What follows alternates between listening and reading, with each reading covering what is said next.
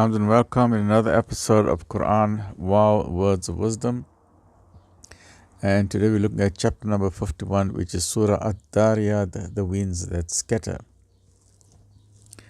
It's a very thought-provoking sequence of verses from verses 47 to 51, which tell us about the existence or the reality of the hereafter. That means that there is an absolute guarantee that the next world, the afterlife, exists. Because some people have this wrong notion that how can we raised up to life after we are dead?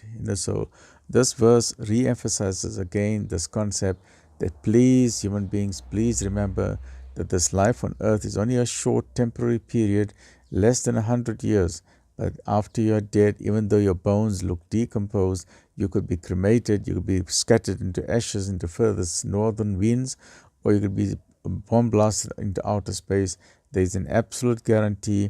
Every atom of yours will be brought together. You will be brought back to life, and you will stand in front of your Creator, who will then decide whether you're going to spend the rest of your life in bliss, in happiness, in heaven, or you're going to spend the rest of your life in misery, in hell. So let's look very briefly at this verse. So I'll just read through it, and then we'll go through the tafsir. I don't know if you can see. I'll just try and position this properly. Right.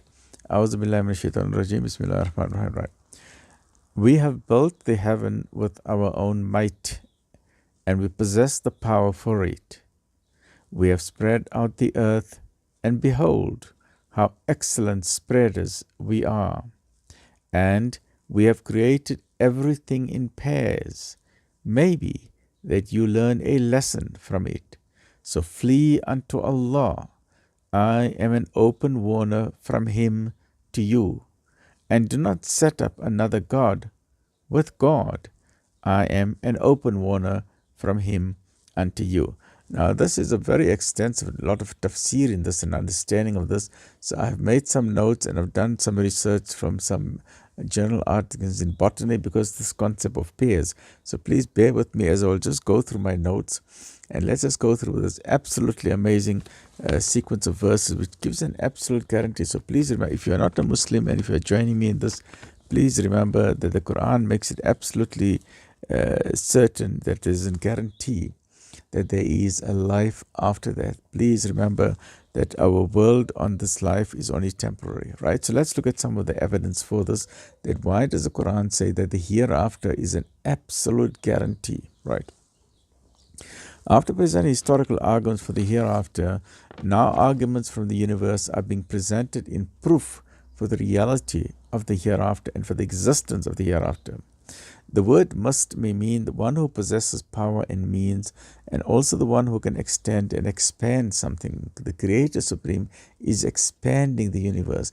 That is why astronomers are baffled. As soon as they find that there are 500 billion galaxies, all of a sudden there's now 600. Now there's 800. So the further we go into the universe, we find that the universe is expanding all the time. And the Quran is making it absolutely clear that the universe is expanding. The universe is not finished. God in His mercy is expanding it and adding to His creation all the time. And in fact, in the universe, there are nurseries, baby nurseries who are shooting out stars all the time, continuously. And these stars, these baby nursery stars, then form clusters of galaxies. So the universe is continuously changing and evolving and expanding. We have built this heaven by our own might and not with somebody else's help. The Creator Supreme did not need anybody's help to build this amazing universe.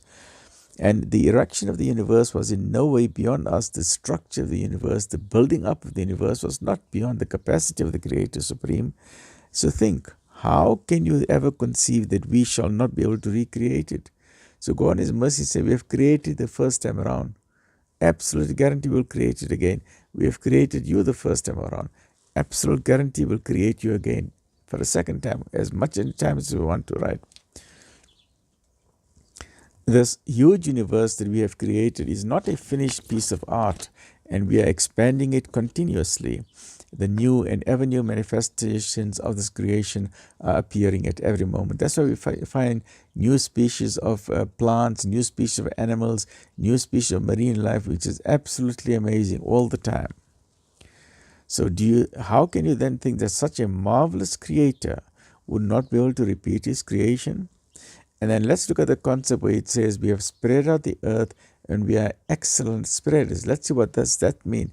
And we can get a commentary of that if we cross-reference that to Surah Yasin, and let's see what that says. These brief sentences, the vegetable and plant life of the earth. In these brief sentences, the vegetable and plant life of the earth has been presented as an argument. Man is eating the products of the earth day and night, and he takes it for granted. He regards this as something very ordinary, but it is not ordinary, it is extraordinary. But if he considers it seriously, he will see that the growth of rich crops and lush green gardens from the dry earth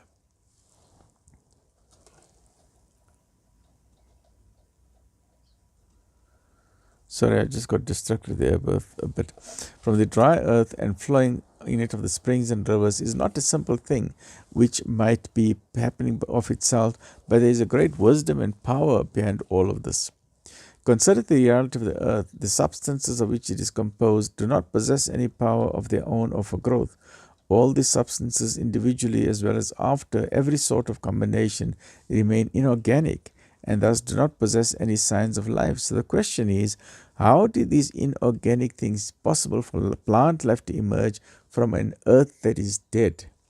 If one looks into it, one will see that there are some important factors, and we look at 3 or 4 factors. First, in particular regions of the earth on its outer surface, a layer was arranged of many such substances which could serve as food for the vegetation. Second, we need a system of irrigation was arranged in the earth in different ways so that the food elements could get dissolved and be absorbed, and water can be absorbed by the roots.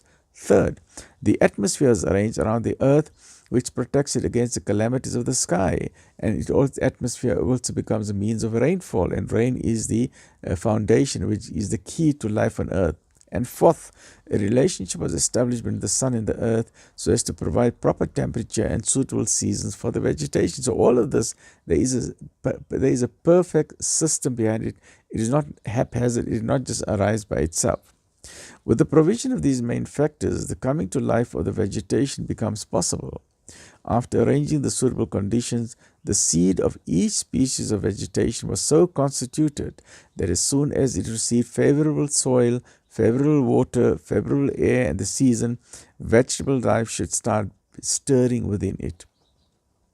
Anyone who ponders over this wonderful arrangement, if he is not stubborn and prejudiced, will himself or herself testify that all this could not have come about by itself. There is certainly a wise plan underlying it, according to which harmonies and relationships of the soil, the water, the air, and the season with respect to the vegetation, and the harmonic relationship of the vegetation with respect to the needs and requirements of animals and human beings have been determined, keeping in view the finest absolute detail with perfection. No sensible person can imagine that these universal, all-embracing relationships could be a mere accident. The same subtle arrangement points to the fact that this cannot be the work of many gods. This is and can only be the work of one God, who is the creator and Lord of the earth, water, air, sun, vegetation, animals, and mankind. After giving these arguments for Tawheed means that there is only one God. The God Almighty, the Quran says, do they not then give thanks? Are they not grateful for this amazing world that we have been given by the Creator Supreme, who has provided all of this earth, the vegetation, the animal life, the plant life, the atmosphere, our sensory organs? Why do we not give thanks? Are we so ungrateful? That is, are these people so thankless and ungrateful that they do not render thanks to that God who has provided all of this for their survival? Right?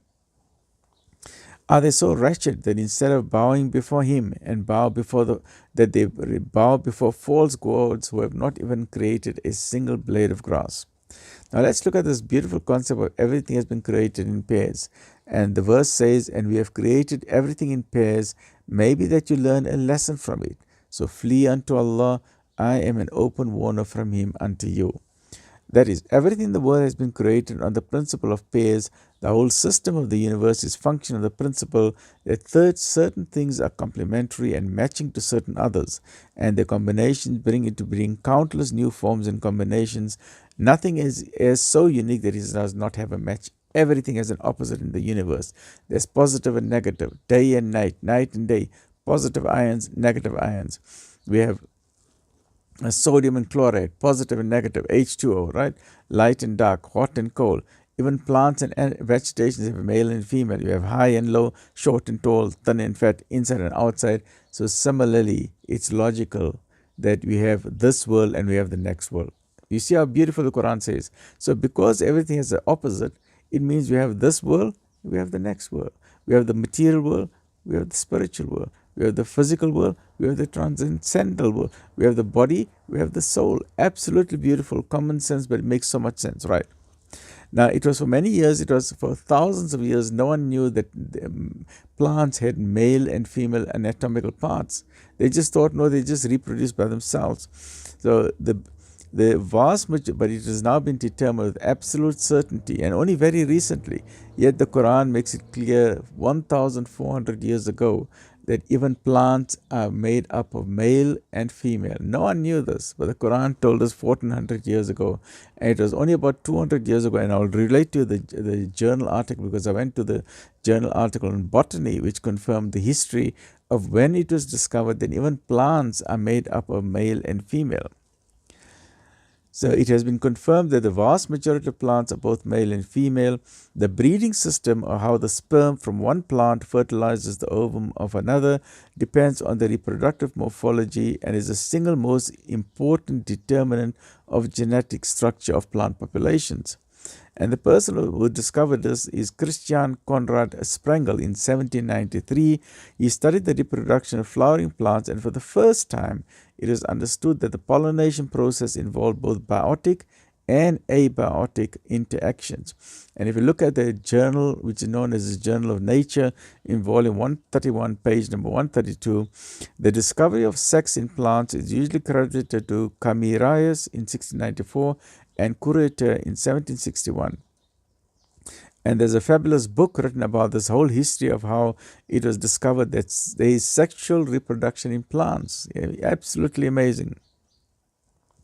It took careful observations and insights of German botanist Wilhelm Hofmeister, published in 1851, to resolve the controversy by showing that sexual reproduction is a universal feature of plant life cycles. The idea of male and female in plants is a bit mysterious to many people, and there are several variations of the theme. In plants, as with most animals, the male parts are associated with the production of sperms, so there are sperms in plants, and the female part are associated with eggs. Thus, in angiosperms, which are the flowering plants, and gymnosperms, which are the naked seeds, the male structures produce pollen, right, which contain the sperm.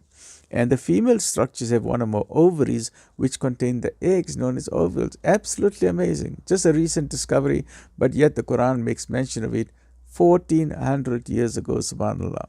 All right. Then we look at the erection of the whole universe on the principle of the pairs and the existence of all things in the world in couples is a reality. So everything is in pairs. So this is a reality that testifies expressly to the reality and necessity of the hereafter. The fact that this world exists means that there is a hereafter, common sense. If you consider it deeply, you will yourself come to the conclusion that when everything in the world has a partner and nothing becomes productive without a partner, that means this world has got a partner, which is the hereafter. Basic. To understand what follows, one should also understand that the discussion centers around the hereafter, but this very discussion and argument afford a proof of the oneness of God, that there is only one God, one Creator. Just as the argument of the rain, the structure of the earth, the creation of the heavens, man's own existence, the wonderful work of the law of the pairs in the universe testify to the reality and to the necessity of the hereafter, so they are also testifying that neither is this a godless nor universe, nor does it have many gods, but an one, all-wise and all-powerful God alone is its creator, its master, and its controller. That is why the following verses, the invitation to the oneness of God is being presented on the basis of these very arguments. Furthermore, the inevitable results of believing in the hereafter is that man should give up his attitude of rebellion against God. Please stop denying the existence of God. God absolutely exists, and it's a guarantee that there is a day of judgment. It's a guarantee you will be brought back to life. It's a guarantee you will be standing in front of your Creator. Man remains turned away from God as long as he remains involved in the false belief that he is not accountable for anyone. So many politicians believe they are not accountable to anyone. Many leaders believe they are not accountable to anyone. And as long as they have this false notion, they are leading a life of heedlessness until it is too late. They will have a life of regret in the grave and a life of regret when they stand up in front of the Creator, where they will be given account of everything that they did. That is also known as a day of shame and a day of regret. Whenever this misunderstanding is removed, man immediately comes to the realization that he was committing a serious error by regarding himself as irresponsible or unaccountable, and this realization then compels him to return to God. That is why immediately after concluding the arguments for the hereafter, it has then been said, flee unto God, flee unto Allah, as the verse says, and do not set up another God with God. I am an open warner from him unto you. So please, this is an appeal to everyone. Remember that God exists, and especially the politicians or people in big business or the arrogant people, whether the CEO of Fortune 500 companies, whether the kings or the senior senators and members of parliament who walk around arrogantly, who think they can commit crimes, or serial rapists, murderers, or members in parliament who think they can scam the people and make the people suffer while they are enriching themselves, and they feel that they are untouchable and they are honorable so and so. They must please remember that there is a day of accountability.